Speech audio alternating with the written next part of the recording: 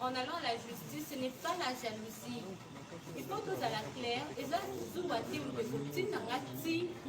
Non, je suis en train de parler de ce que moi je subis. Moi-même, je suis la preuve vivante. Si je suis en vie, les lots, nazo respirer, si c'est parce que je suis la il n'y a pas la jalousie qui m'a envoyé pour Ekende, la justice. Quelle jalousie? Il n'y a pas de jalousie. C'est juste que je suis en train de réclamer mes droits parce qu'on a profité de mon innocence, on a profité de ma jeunesse pour me faire du mal. Aujourd'hui, je me suis réveillée étant que femme qui doit réclamer ses et partout ailleurs dans le monde, vous êtes en train de me suivre, ce n'est pas de la blague. Et aussi, je n'ai pas été silencieuse. Je n'ai pas compris, moi aussi, ce silence. Ok? Je n'ai pas compris ce silence. Je ne sais pas qu'est-ce qui s'est passé. C'est juste après des rumeurs,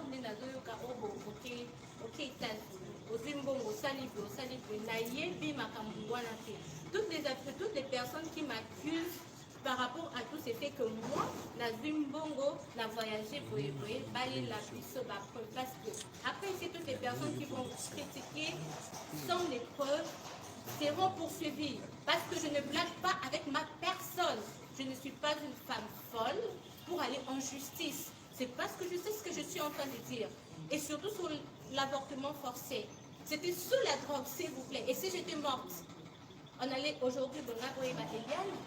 Aujourd'hui, Eliane, la famille, non. Je me tais, je me réserve par rapport à la révélation de l'identité de cette personne qui m'a fait subir ces choses que la justice connaît. Que je suis allée accuser à la justice à Yébi que les choses que je suis en train de dire est vrai. J'ai des choses en moi, dans mon corps, que je ne peux pas vous expliquer. Il faudra quoi? Que j'enlève mes habits pour que vous compreniez ce que je suis en train de vivre, pour être avec vous dans les maisons, pour comprendre ma douleur, tout ce que je suis en train de vivre, que mes parents, ma famille, quoi endurer et me fortifier tout le jour. Vous ne savez pas ce que moi je vis. Voyez, Bibi Nanga, actualité, si je suis dans les pleurs ou pas. Vous ne savez pas, mais j'en souffre. Et je suis en train de parler à toutes les femmes qui connaissent, et à cet homme-là, Moïse Mbiye, que j'appelle Papounet, que tout le monde à l'église savait. Si je suis une menteuse, ai le droit, ce courage de le dire devant la population que ce que je suis en train de dire est faux, et apporte-moi les preuves. Apporte-moi les preuves, parce que tout ce que je dis, je suis une femme, j'ai encaissé, mais là je n'en pouvais plus. Je n'en pouvais plus. Je suis en insécurité. Ma sécurité n'est pas garantie. Je suis en insécurité totale parce que je ne circule plus. Je circule avec des difficultés comme j'étais avant. Non, je ne circule plus ainsi. Je dois être accompagnée des membres de ma famille.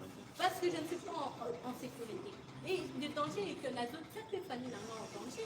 Par rapport à l'événement, une chose que lui-même sait, la conscience sait, Dieu sait, et nous deux, nous les savons. Nous savons, c'est lui-même, c'est ce qu'il m'a fait. Dieu nous voit. Je ne suis pas en train de dire le mensonge, je dis ce qui est vrai. C'est moi qui en subisse des choses. C'est moi qui souffre. J'en souffre au-dedans de moi. Mon ventre n'est pas du tout bon. On doit vérifier ma santé. Si je dois encore concevoir ou pas, naïveté. On doit me consulter, on doit voir ce qui se passe. La drogue là, je ne sais pas ce qui s'était passé après pour que nous sous la drogue. Vous êtes des mamans, vous êtes des papas, vous avez des filles, vous avez des sœurs, vous avez des petites sœurs, vous avez aussi des enfants, filles.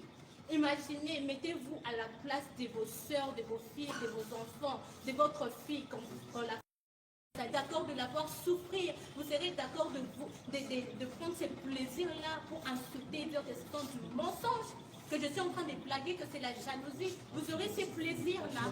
Mettez-vous à ma place, femme. J'ai affaire, je parle aux femmes. Réveillez-vous. Il y a d'autres qui en subissent en silence, qui ne savent pas s'exprimer. Ils parlent tout bas. Moi, je lève ma tête, je parle tout haut. Je ne suis pas d'accord avec tout ce qu'on m'a fait. Parce que j'étais petite, parce que j'étais ignorante.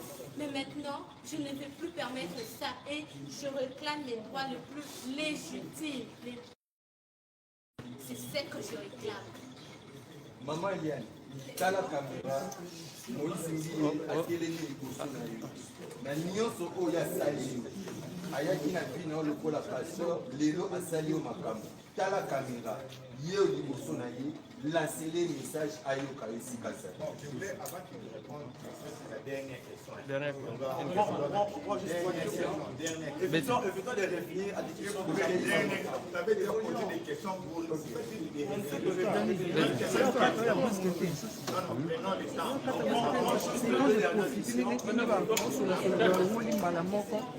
Non, dernière question.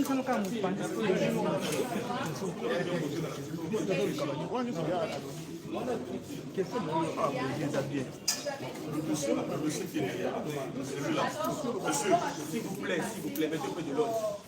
Pasteur Moïse Ndiye, est-ce que vous êtes d'accord ou content de garder toujours votre identité d'être chrétienne ou bien vous changer d'identité parce qu'il faut qu'on se le dise, votre histoire de changer particulièrement, pour son sein de l'État du sous vu un comportement et à ma salle.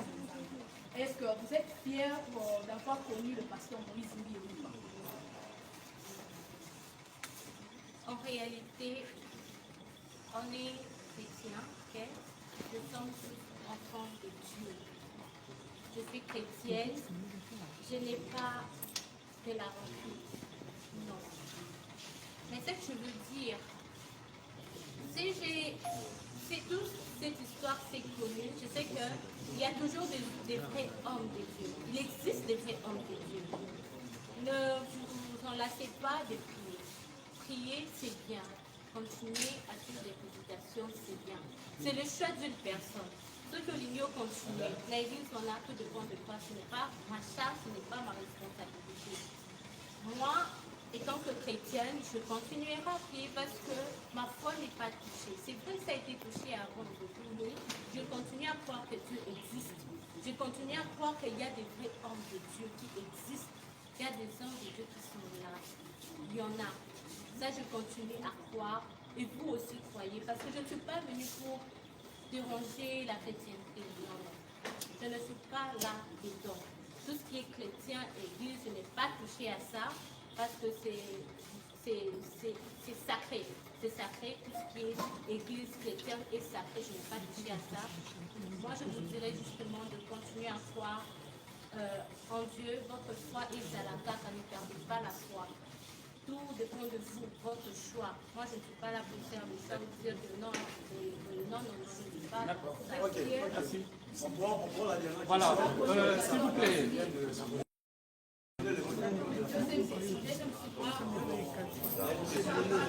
Voilà, merci de la parole. L'affaire a été alimentée par beaucoup de rumeurs et presque un peu nous a conduit dans un monde sensationnel où chacun voudrait ponctuer à sa manière l'histoire, votre histoire. Ma question est de savoir, l'affaire est déjà en justice, succinctement, sans nous attarder à ce que les différents médias diffusent, à quelle étape nous sommes exact, vous êtes dans cette affaire? Ça, c'est la première question. Vous allez revenir succinctement. Et quels sont les faits que vous reprochez à Pasteur Moïse Ndiye?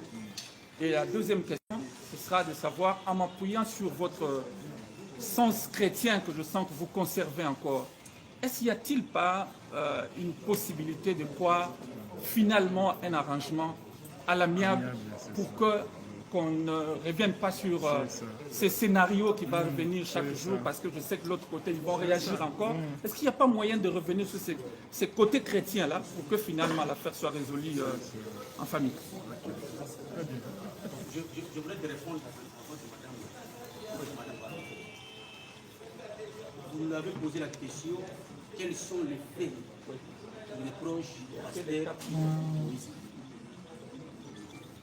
Nous, on est avocats, c'est avocats.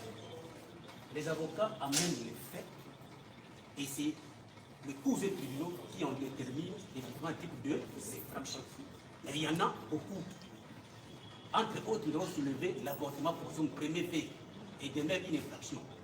Elle a dit qu'elle était encore mineure, on dit les viols, c'est une autre infraction, il y en a encore nombreux. Donc nous apportons les faits et à la juge de nous préciser quel type d'infraction. À quelle étape vous êtes par rapport à... Les dossiers entre les mains du procureur général après la cour d'appel de Gombe. Donc on attend la dernière confrontation et nous donnons toute confiance à la justice congolaise parce que l'état de droit existe. Okay. Pour compléter un peu le confrère, c'est la question que vous devez poser, de savoir là où nous sommes présentement. Vous devez comprendre d'abord qu'il y avait eu la grève de magistrats, chose qui nous avait un peu bloqué. Et après la grève, nous nous confrontons à la situation que nous avons aujourd'hui du coronavirus. Donc là, au niveau du parquet, il n'y a que les services minimums. Donc après que cette situation soit décomptée, nous vous dirons quoi. Si ensuite nous serons devant les tribunaux.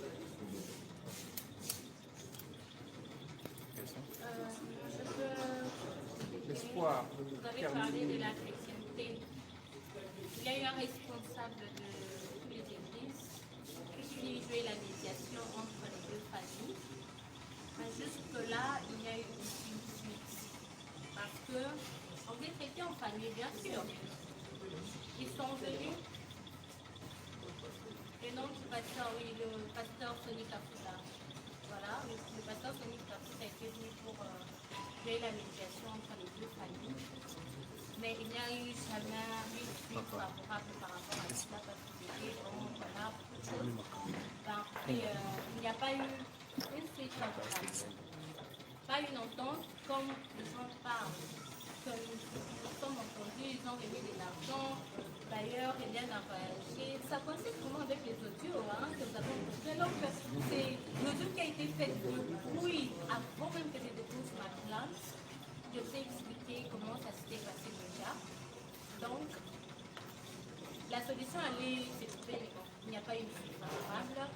Il y a juste la place à la justice. Que la justice soit faite. Nous devons comprendre à la justice congolaise qui fasse le travail. Dernière question. La dernière question, je Oui, crois, oui, maître. puis on clôture. La lingala, chaque peigneur face à face avec les. Maître, comment dire que c'est qui va se caler, si tu as eu mon pot par rapport à mettre une là, pas plus. C'est ma petite famille. Pour éviter ce n'est pas des coups, pour voir que l'on peut la cas. Merci quand même parce que la question est destinée. S'il faut que je revienne d'abord à Robaki, un avocat, quand tu défends ton client ou ta cliente, il faut le faire avec amour. Déjà, ça répond quand même à ma prescription à ce type d'avocat. On a pris serment de ça là-bas, devant la juge et puis devant le conseil de l'ordre. Il y a des règles d'éthique pour avocat de ce cas à donc quand tu viens faire le business dans cette profession, tu dois te faire un mauvais avocat. Et nous, par contre, moi, ce n'est pas que Nazali expert ou mieux intelligent que les autres, mais je ne me suis pas senti à l'aise dans ma combine. Donc nous sommes là pour défendre la pauvre dame, c'est ma soeur. Certes, je suis avocat, mais je ne peux pas me donner la peine au côté de la combine, mon rôle pour discréditer ce que je suis et suivre mon image. Merci beaucoup. Alors,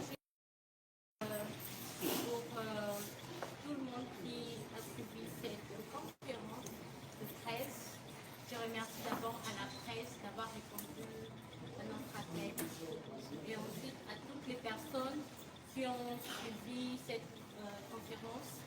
Je vous dirais justement de respecter par rapport au coronavirus, de respecter les règles de prévention. Protégez-vous, restez chez vous, protégez vos familles si vous voulez aussi protéger les autres. Le mieux c'est de rester chez vous, soit de vraiment respecter ces règles de prévention. Et sur la vie chrétienne, continuez à croire à Dieu. C'est la seule personne qui fortifie, c'est seule personne qui donne encore de l'espoir. Même quand il n'y a plus d'espoir, même quand tu sens que c'est fini pour toi, c'est la seule personne qui peut te montrer l'avenir, te dire voilà, ton avenir c'est ça, il peut tout changer. Alors soyez fidèles à vous-même, soyez fidèles à Dieu, soyez sereins, soyez bien, priez, restez chez vous, confinés. Alors